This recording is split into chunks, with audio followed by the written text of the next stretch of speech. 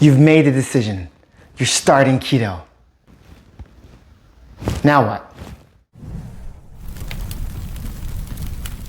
Hi, I'm Mark, and you're watching Keto Crush, your channel for eating healthy and looking hot. In this video, I'm going to discuss your first couple weeks on keto, what to expect, and how to get through them. But first, crush that subscribe button so I can keep the keto content coming week after week. And if you're already a subscriber, thank you. I appreciate you, and I want to hear from you. What are your challenges on keto? What can I help with? What do you want to see more of on Keto Crush? Let me know in the comments below so I can continue to give you more of what you're looking for. The first step to starting keto is preparing for keto. I call this the prep and purge stage. Let's start with the prep. In one of my earlier, rougher videos, I discussed building a cravings kit. I don't think I actually called it that, but that's what it is. Before you start keto, you should stock up on sweet and crunchy keto-friendly foods as well as low-carb wraps and bread. These foods will get you through the cravings when they hit, and they'll hit during the first couple weeks of keto. Don't confuse this with going out and spending a ton of money on keto food. I see that happen all the time, and it almost always ends up going to waste. Instead, the key here is to keep it simple. For instance, find a couple recipes for keto sweets, like this one for soft and chewy chocolate chip cookies. Or take this one for chocolate covered bacon. Trust me, it's amazing. Bake them and set them aside. Do the same for keto approved crunchy foods, which can be incredibly easy to make, and keto breads, like this recipe for English muffins. I should add that while I encourage you to bake your own keto sweets and crunchy foods, I totally understand that not everyone loves cooking or has the time to do it. For those of you who fall into this category, I've attached some helpful links down below to some of my favorite already made keto goods. Full disclosure, I may earn a commission from some of my recommendations, but I only recommend products I love, and clicking my links is an easy way for you to support Keto Crush. Whether you make it yourself or buy it, once your cravings kit is ready to go, you're ready for the next step, the purge. In this stage, everything with carbs must go. Sweets, breads, pasta, rice, processed foods, toss them. Now, I understand not everyone can do this, particularly those who live with people with no intentions of going on keto. If this relates to you, it's especially important that when you make your crave kit, you let everyone you live with know that your kit is off limits. Seriously, my daughter, for instance, is conveniently on keto whenever I happen to make something especially delicious. And while I don't mind sharing, were I just starting keto, I could see how that could potentially become a challenge. With prep and purging out of the way, you're ready to start keto. Oftentimes, the next big hurdle is learning what you can and can't eat. For that, I've attached a few helpful documents down below to get you pointed in the right direction. You can also check out my video, How to Get More Fat on Keto, for some helpful ideas on what to eat. But for now, keep this in mind. When it comes to what you can and can't eat on keto, the nutrition label will always have your answer. First, look at the serving size and determine if it's a reasonable amount of whatever it is you plan on eating. Some brands claim to be low carb, but only in unreasonably small portions. I once almost bought a keto labeled ice cream that claimed to be low carb, only to discover that the serving size was pitifully small. That's sneaky. Next, look at the total carbs, and from that, subtract fiber and sugar alcohols. The number you're left with is your net carbs, aka the amount of carbs your body will actually digest. Keep this number under 25 a day and you'll stay in ketosis. Go over and your body reverts back to burning carbs for energy. Yes, it really is that simple. Ketosis is a state, not a diet. And while not all keto foods are necessarily the healthiest for you, I'm looking at you, vegetable oil. For the sake of this video, sticking to that simple formula will keep your body burning fats for fuel and should answer your "is this keto?" question every time. Okay, so you've done your due diligence and you're eating healthy. That's awesome. Now for the not so fun part, the side effects that come from cutting carbs from your diet. These can be broken down to the keto flu, diarrhea, constipation, and insomnia. Don't panic. These aren't as scary as they sound, but you do need to know how to treat them if you want to get off on the right foot. Let's start with the keto flu.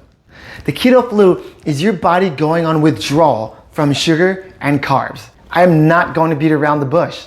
It sucks. And for different people, it can vary on how much it sucks. But at the risk of sounding cliche, if it isn't challenging, is it even worthwhile?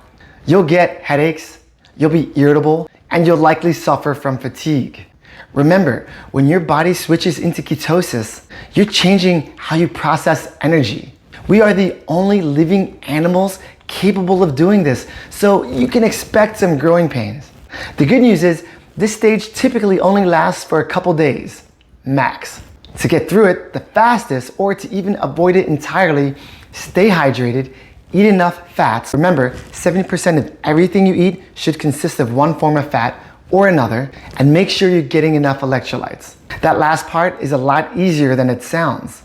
Use a high quality sea salt to season your food, or add some to your water every now and then. Salt helps you retain water and provides vital minerals. With processed foods and all the salt that comes with them out of your diet, it's up to you to ensure that you're supplementing that void with enough healthy salt on a regular basis. Let's get this part out of the way right now. On keto, you're likely to be paying your respects to the porcelain princess at one point or another. Fortunately for you, I've personally compiled more data on this subject than I ever care to admit. Let's dive right in. When it comes to diarrhea, the biggest offenders are a lack of electrolytes and sugar alcohols. If you're suffering from cramping and diarrhea and you haven't been eating sugar substitutes like xylitol, in all likelihood, you need more electrolytes. Like I said before, a glass of salted water, about a half teaspoon of salt will do the job, is about as close to an instant fix as it's gonna get. I once went from clutching my stomach in pain to feeling better like that. And now that I know better, this doesn't happen to me anymore. Sugar alcohols, on the other hand, are different because they're not actually digested by your body, which is why you subtract them from your total carb count. They pass right through you, literally. This is something you'll have to experiment with for yourself. Personally, I can't go anywhere near xylitol. I have a low threshold for products like Swerve, whereas other sugar alcohols, namely the one found in pure cane, are much easier on my stomach, though still not perfect.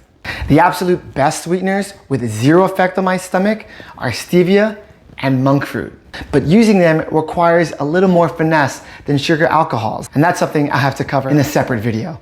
With regards to constipation, you'll need to consciously add fiber to your diet on a regular basis. One of the stranger but kind of awesome benefits to keto are smaller and more concentrated bowel movements. Fiber keeps things moving smoothly. Some keto-friendly sources of fiber include leafy greens like spinach and kale, and cruciferous vegetables like cooked Brussels sprouts, broccoli, and cauliflower. Before we move on, I want to share a couple more warnings for you when it comes to keto and your stomach. Be careful with bone broth. The stuff is great for you, but for all that is good and holy, don't drink too much at once. And if you're gonna make it yourself, be sure it's chilled properly. Consuming too much bone broth without first allowing your body to learn how to digest it can completely overload your digestive system and send you crying all the way to the bathroom.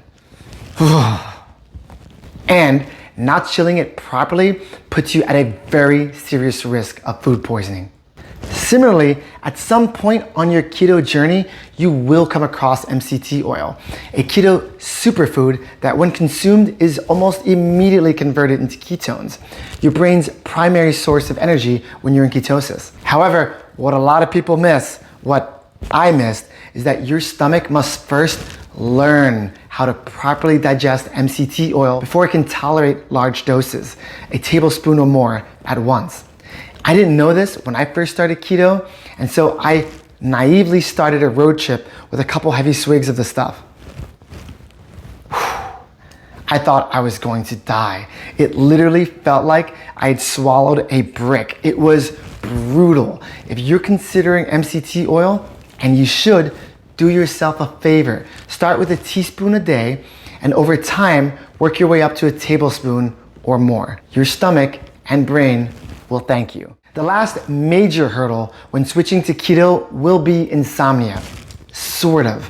Yes, you'll have trouble sleeping, but in my experience at least, you just might realize that maybe on carbs, you were sleeping too much. Currently, 2 years into keto, I feel amazing with 5 hours of sleep. I have no trouble sleeping, and the best way that I can describe waking up is by comparing it to a laptop. On carbs, waking up was like turning on an older model and waiting for it to boot. On keto, it's like opening a newer cloud-based laptop that just works. You immediately turn on in the morning without the long, rough, often cranky start. Of course, a bulletproof coffee always helps too. Which actually reminds me, some people may experience hair loss when first starting keto. Neither I nor my wife experienced this side effect when we started.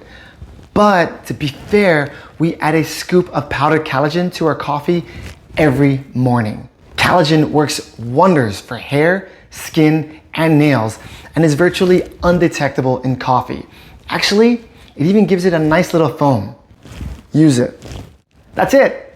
Hopefully none of what I discuss scares you from keto. The truth is, the symptoms covered in this video no longer affect me at all.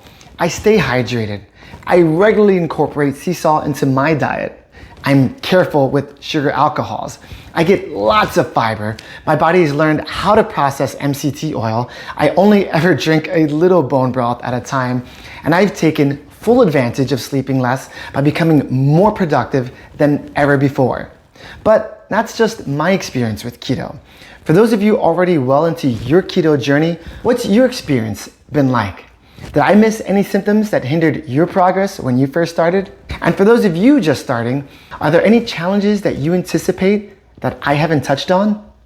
Let me know in the comments below, and I'll try to address them as soon as I can. Thank you for watching Keto Crush, your channel for eating healthy and looking hot. If you gained any value from this video, do me a favor and crush that subscribe button. Already a subscriber? Tell a friend and spread the word. Keto Crush.